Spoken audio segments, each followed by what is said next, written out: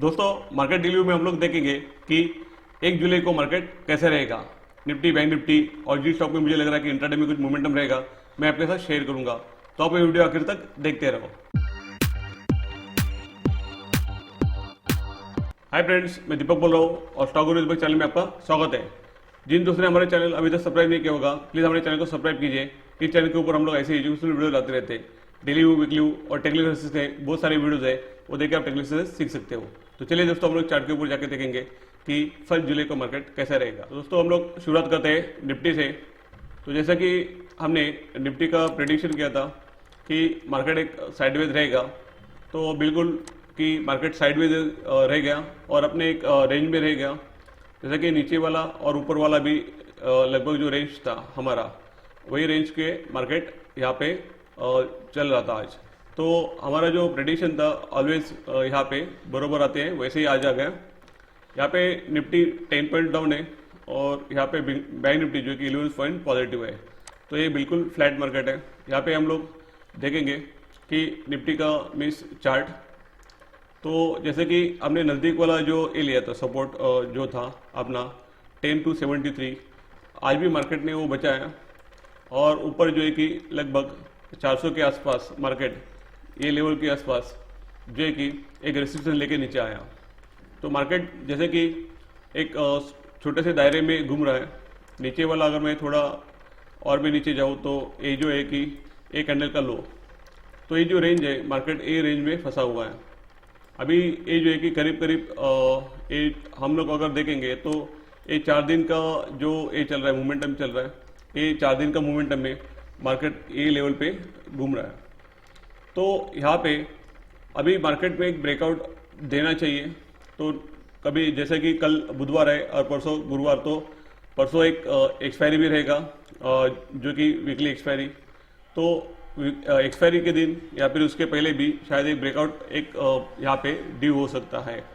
तो हमको ऊपर वाले जो लेवल है जैसे कि 10,400 और नीचे वाले लेवल लगभग 10,200 यहाँ से आपको ब्रेक होते हुए देखेंगे। तो वो लेवल पे आपको ध्यान रख के यहाँ पे आपको अच्छी तरह ट्रेडिंग करना है। अगर निफ्टी का मैं आपको लेवल बताऊँ तो ये मेरे लेवल के अंदर ही है और जो बहुत इंपॉर्टेंट लेवल जो है नज़दीक वाले 10,333 ये लेवल के नीचे आज वो क्लोज हो गया, तो उसके ऊपर जाता है कल आप बाय कर सकते हो। 10 to 73 के नीचे हम लोग इसको एक शॉर्ट कर सकते हैं। और नेक्स्ट जो है कि 10,200 का एक इम्पोर्टेंस लेवल आ जाएगा। उसके थोड़ा सा नीचे मेरा 10,180 का जो लेवल है वो भी जो है कि मैंने एक इम्पोर्टेंस लेवल करके निकाला था, तो वो भी आप यहाँ पे देख सकते हो। हम लोग थोड़ा सा इंट्राडे में भी देखेंगे कि आज का मार्केट कैसा था और निफ्टी मिस कैसे वर्क किया। तो अगर आप देखो तो मार्केट यहाँ पे गैप अप हो गया और यहाँ पे 400 के एरिया पे मार्केट ने जो हाई बनाया और जो कि लो था, लो जो है कि वो सस्टेन नहीं कर पाया और हाई के ऊपर उसने ब्रेकआउट नहीं दिया। तो जैसे कि वो गैप अप हो गया, उसका वो बेनिफिट नहीं ले सका।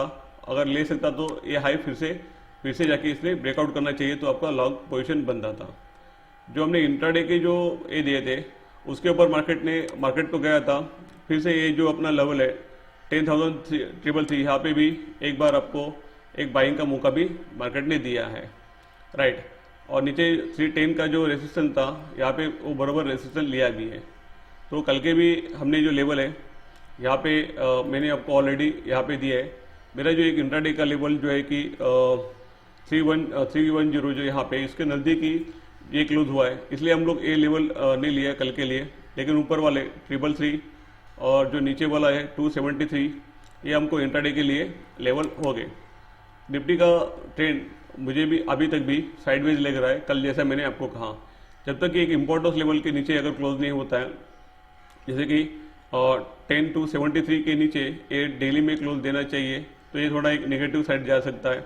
और ये पूरा एरिया का जो लेवल जो है 10,200 180 जो कि एक मेरा एक लेवल भी है, तो ये लेवल अगर ये ब्रेक करके नीचे खुलता है तो ये ट्रेंड लाइन जो है इस तरह यहाँ तक भी आ सकता है, जो कि ये 10,000 का एक लेवल है, वो बहुत बड़ा इंपॉर्टेंट लेवल हो सकता है।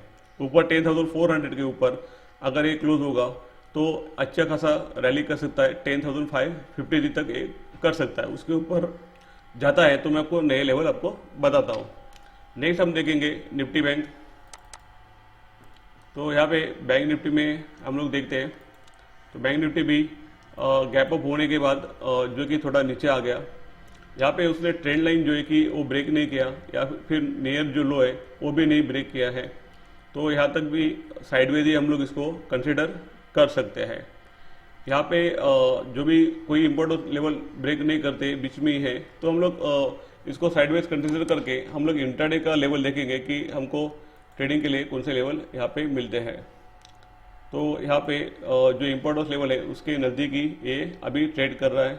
तो हम लोग बाइंग के लिए 21,532 का जो लेवल है उसके ऊपर ज़्यादा तो बैंक निफ्टी में बाई कर सकते हैं। सेलिंग के लिए मैं आपको 21,211 का जो लेवल है वो देता हूँ, उसके नीचे आप सेलिंग कर सकते हो। बैंक निफ्टी अगर ज़्यादा नेगेटिव होता है तो वो 20,751 जो ये लेवल है ट्रेंड लाइन ब्रेक करने के बाद ये लेवल ब्रेक करेगा तो वो नेगेटिव हो सकती है। पॉजिटिव होने के लिए ऊपर वाला जो बिग कैंडल आया था 22,483 के ऊपर जाता है तो ये थोड़ा पॉजिटिव हो सकता है। नेक्स्ट हम देखेंगे रिलायंस इंडस्ट्री। तो जो कि रिलायंस इंडस्ट्री ने देखिए कि आज जो है कि एक अपना बहुत ही इम्पोर्टेंट लेवल था वो ब्रेक किया है। तो ये बहुत दिन से उसने होल्ड किया था तो ये निफ्टी के लिए नेगेटिव है। अगर ये और जो है कि डाउन साइड में जाता है तो और भी यहाँ पे निफ्टी जो है कि और नीचे जा सकता है और मार्केट को भी नीचे ला सकता है। ये लेवल बहुत ही इम्पोर्टेंट था 1716। देखिए कितनी बार ये होल्ड किया था, मैंने कहा था ये ब्रेक होता तो बहुत अच्छा नीचे आ सकता है। ये आप इंट्राडे में भी देख सकते हो, ये जब भी लेवल ब्रेक हुआ तो जिसके नीचे कभी कैंडल क्लोज हुआ तो एक बहुत बड़ा यहाँ पे एक अच्छे नीचे मूव आ गया। तो यहाँ पे देखिए कि जब भी इम्पोर्टेंट लेवल ब्रेक करता है आपको एक ट्रेडिंग का मौका भी मिलता है। अभी नेक्स्ट है कि ये नीचे ब्रेक होने के बाद नेक्स्ट लेवल कौन सा आ सकता है।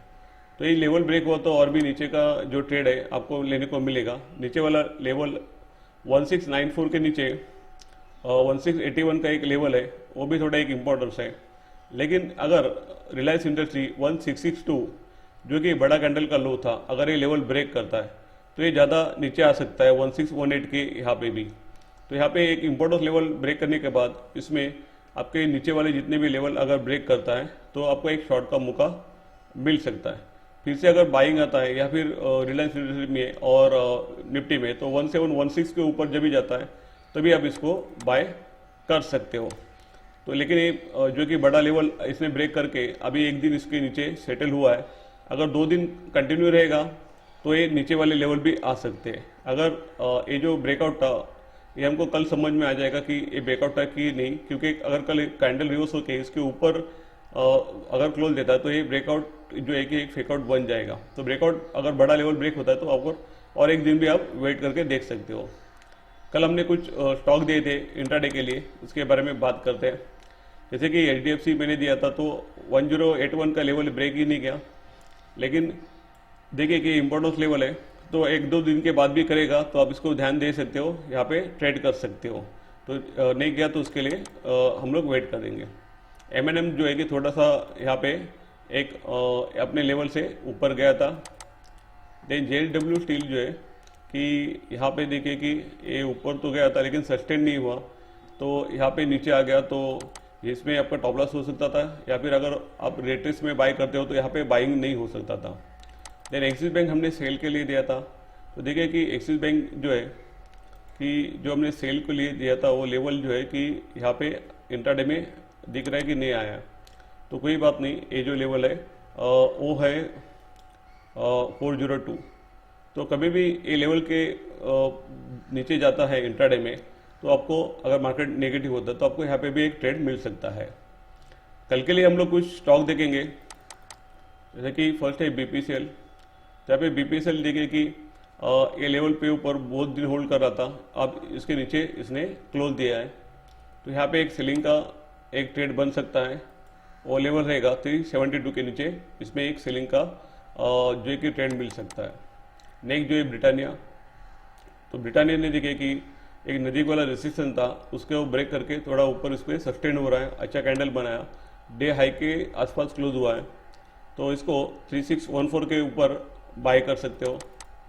जो नेक्स्ट जो है कि अल्ट्रा केमो, यहाँ पे एक बाइंग प्रेशर कैंडल बनाने के बाद एक अच्छा बुलिश कैंडल बनाया, तो एक यहाँ पे बिगिनिंग हो सकती है कि पॉजिटिव ट्रेड के लिए। तो यहाँ पे 3903 के ऊपर इसमें आप बाइंग कर सकते हो। नेक्स्ट जो है वो भी सीमेंट सेक्टर का स्टॉक है एसीसी। तो आप एसीसी में देखोगे कि एक इसमें भी आज एक ब्रेकआउट आया।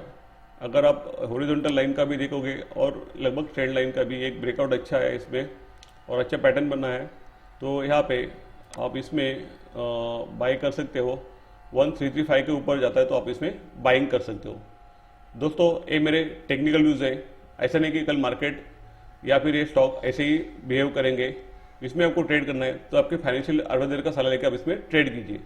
और आपको ऐसे ही टेक्निकल एनालिसिस सीखना है मेरे साथ लाइव मार्केट में और वो भी ऑनलाइन, तो आप मेरे से कांटेक्ट कर सकते हैं ये दिए हुए नंबर के ऊपर। तो आप व्हाट्सएप कर सकते हैं, कॉलिंग भी कर सकते हैं क्लास के लिए। दोस्तों यहाँ तक ये वीडियो देखने के लिए बहुत बहुत धन्यवाद। अगर आपको ये वीडियो अच्छा लगा तो प्लीज़ लाइक कीजिए, इसको शेयर कीजिए और अपने कमेंट भी दीजिए। नेक्स्ट वीडियो में मिलेंगे। जय हिंद।